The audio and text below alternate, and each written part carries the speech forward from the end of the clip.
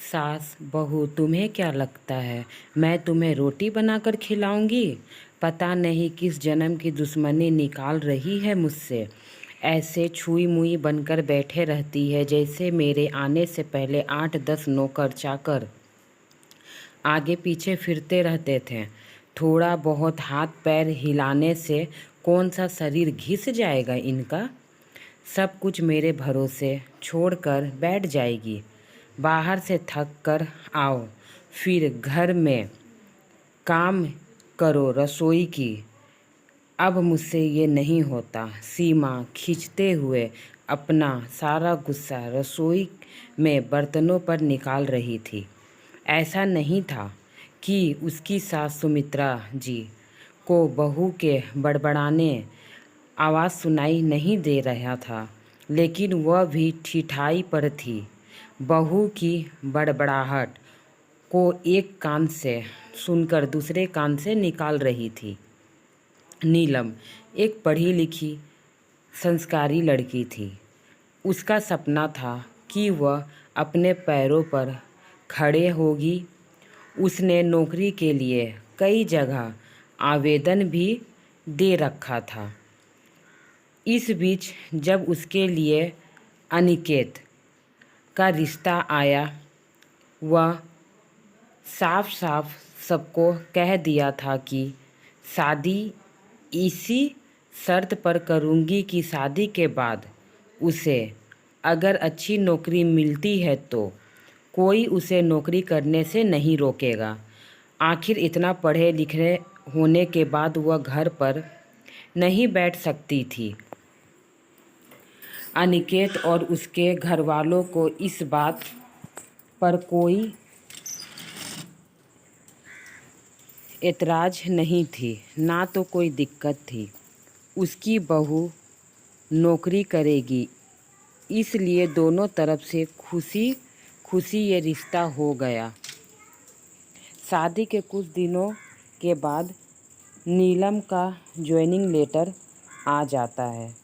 उस दिन नीलम ने अपने ससुराल वालों से कहा था कि वह अब नौकरी करेगी, तो उसे सास सुमित्रा जी ने सारे परिवार के सामने कह दिया था, बहू नौकरी करे इससे मुझे कोई आपत्ति नहीं है। मैं ये भी नहीं कहूँगी कि वह पहले सारे घर का काम करे फिर नौकरी पर जाए, लेकिन मैं जब भी पहले की तरह पूरा घर नहीं संभाल सकती। मुझे सब कुछ मंजूर है, लेकिन मुझे ये उम्मीद मत रखना कि मैं बहू को रोटी बनाकर खिलाऊंगी। मुझे पता है कि अगर मैं एक बार इस भंवर में फंस गई तो ज़िंदगी भर नहीं निकल पाऊंगी। उस वक्त सबको सुमित्रा जी की बातें सुनकर हैरानी तो हुई थी। उसके पति ने तो यह भी कहा कि मुझे पता नहीं था कि मेरी सीधी साधी सरल पत्नी भी सास बनते अपना रूप बदल देगी। लेकिन इन सब बातों का सुमित्रा जी पर कोई असर नहीं हुआ। वह तो अपनी जिद पर अड़ी थी। खैर नीलम को तो नौकरी करनी ही थी, क्योंकि घर के थोड़े से काम के लिए वह अपनी इतनी अच्छी नौकरी को नहीं छोड़ सकती थी। वही उसके पति और ससुर जी ने भी नौकरी की इजाज़त दे दी थी, तो वह फिर कहाँ रुकने वाली थी। इस समस्या का ये हल निकला गया कि कामों के लिए एक काम वाली को रखा जाएगा, खाना बनाने के लिए कुक को रख ली जाएगी। खाना बनाने वाली सुबह और शाम को खाना बनाकर चली जाती। वंदना का काम था ऑफिस आकर बस खाना परोसना। यूं ही दिन निकल रहे थे। नीलम की शादी को 2 साल हो चुके थे। अब तो नीलम और बाकी सब घर वालों को इस रूटीन की आदत सी हो गई थी। लेकिन मुश्किल तो तब होती थी जब कभी कभी खाना बनाने वाली छुट्टी लेती थी। ऐसे ही कुछ दिन 2 दिनों से हो रहा था, जिस कारण नीलम खींची हुई थी। आखिर ऑफिस से आकर रोटी बनाना उसे बड़ा बोझ लगता था। वैसे तो सुमित्रा जी इन दिनों में सब्जियां काट कर रख देती थी, लेकिन बहू के ऑफिस से आने के बाद रसोई में झांकने का भी मन नहीं करता था। सुमित्रा को अपनी बैठी हुई सास बहुत चुभती थी। वह बड़बड़ाते रहती और रोटियां बनाती, बाद में अपने माँ को फ़ोन में भरकर बुराई करती, जिसके बाद उसे थोड़ा सुकून मिलता था। कुछ दिनों बाद नीलम के भाई की शादी भी तय हो गई। नीलम अपनी होने वाली भाभी को नौकरी करती थी, वो भी पेशा से नौकरी करती थी। नीलम की माँ ने सगाई से वक्त खुश बहुत थी। भाई, मैं तो सास की तरह नहीं रहूंगी, जो बहू के आने के बाद हाथ में हाथ तोड़कर बैठ जाती है। जब अभी तक पूरा घर संभाल रही हूँ तो अब क्यों नहीं। मेरी बहू को मेरे तरफ से पूरी छूट रहेगी। जब एक माँ अपने बच्चों को रोटियां बनाकर खिला सकती है तो बहू को क्यों नहीं खिला सकती। रसोई मैं संभाल लूंगी। नीलम की माँ के विचार सुनकर उसने अपने भाभी को, पूरा परिवार को, खुद नीलम से गदगद हो गई।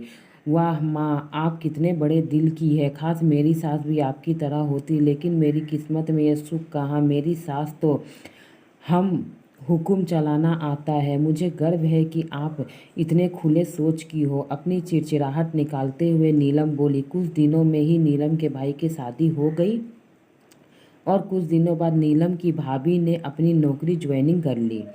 वंदना की माँ भी अपनी बहू को हथेली पर रखती थी। सुबह उसका नाश्ता, टिफ़िन, फिर रात का खाना भी तैयार कर रखती। अपने हाथों से परोसकर सबको खाना खिलाती थी और बहू भी मम्मी जी करते हुए पसंद नापसंद बताते रहती, जिसे नीलम की माँ बड़े चाव से पूरा करने लगी। खुशी खुशी दिन बीत रहे थे, लेकिन यह प्रक्रिया धीरे धीरे अब उदासी में बदल रही थी। नीलम की भाभी को अब कुछ भी ना करने की आदत सी पड़ गई थी। एक दिन जब नीलम फ़ोन पे अपनी माँ से बात कर रही थी तो उसकी माँ बस रो पड़ी और बड़ी ही उदास से बोली, बेटा, मैं इतना करती हूँ तेरी भाभी के लिए, फिर भी उसे मेरी कोई कदर नहीं। अरे, मेरी दी हुई छूट अब मुझ पर ही भारी पड़ रही है। बेटी, क्या हुआ माँ, आप ऐसे क्यों बोल रहे हो? क्या बात है, मुझे बताओ। आप तो भाभी का मुझसे भी ज़्यादा ध्यान रखते हैं। क्या भाभी ने आपसे कुछ कहा? नीलम बेचैन होते हुए पूछने लगी। कुछ क्या बेटा, अब तो सब कुछ वह मुझे ही करती कहती है। ऑफिस से आने के बाद एक गिलास पानी के लिए भी मुझे आवाज़ देती है। नाश्ते में थोड़ी देर हो जाए तो मदद करने के बजाय गुस्सा होकर यूं ही बिना खाए चली जाती है। आखिर मेरा भी तो कुछ इज्जत है ना इस घर में, या नहीं? मैं तो उसके लिए बस एक काम वाली बनकर रह गई हूँ। सास तो दूर की बात। माँ, ये तो बहुत गलत बात है। आप भाई को साफ साफ क्यों नहीं कह देती हैं कि अपनी बीवी को लगाम खींच कर रखे? आप माँ हैं, कोई नौकरानी नहीं। भाभी नौकरी करती है, इसका मतलब ये नहीं कि वो हुक्म चलाएगी। गरजते हुए नीलम बोली, किस मुंह से कहूँ बेटा, पहले तो खुद मैंने ही आगे बढ़कर कुल्हाड़ी पर अपना पैर मार डाला, अब शिकायत किससे करूँ? तेरे पापा ने तो कहा भी था कि बहू को ज़्यादा छूट दोगी तो बाद में पछताओगी, लेकिन मैं ही बहुत ज़्यादा बहू की भूखी थी, जो अपनी बहू को सर पे चढ़ा लिया।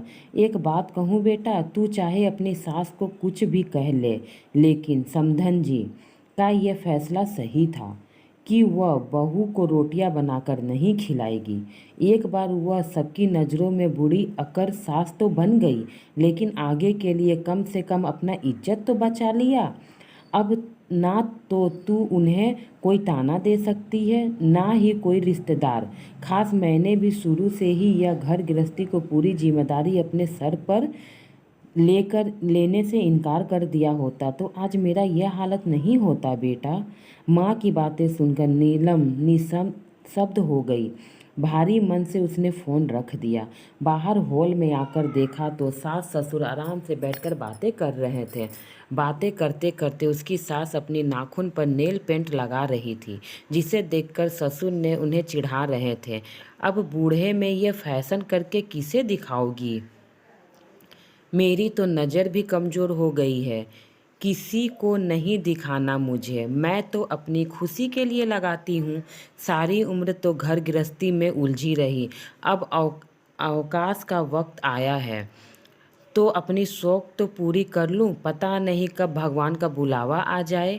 नीलम की सास मुस्कुराते हुए बोली। पता नहीं आज क्यों नीलम अपनी सास की बातें सुनकर चिढ़ नहीं रही थी, बल्कि वह भी मुस्कुरा उठी। सही तो कह रही है मम्मी जी, पापा जी, एक गृहस्थी को अपने लिए वक्त ही कब मिलती है। पहले अपने बच्चों को पाल पोस कर बड़ा करो, फिर काम काज बहू आ जाए तो उसे और उसके बच्चों को संभालो। खास मेरी माँ ने भी मेरी सास की तरह पहले ही कह दिया होता कि बहू को रोटी बनाकर नहीं खिला सकती। इसलिए कहते हैं बहू को ज़्यादा सर पर मत चढ़ाओ, सास बाद में पछताती है। फ्रेंड, मेरी ये सास बहू की कहानी आपको कैसी लगी? अच्छी लगी हो तो प्लीज़ मेरे चैनल को सपोर्ट करिए, सब्सक्राइब करिए, ताकि इसी तरह अच्छी अच्छी कहानी आप तक पहुंच सके। मेरी वीडियो कहानी देखने के लिए थैंक यू फ्रेंड।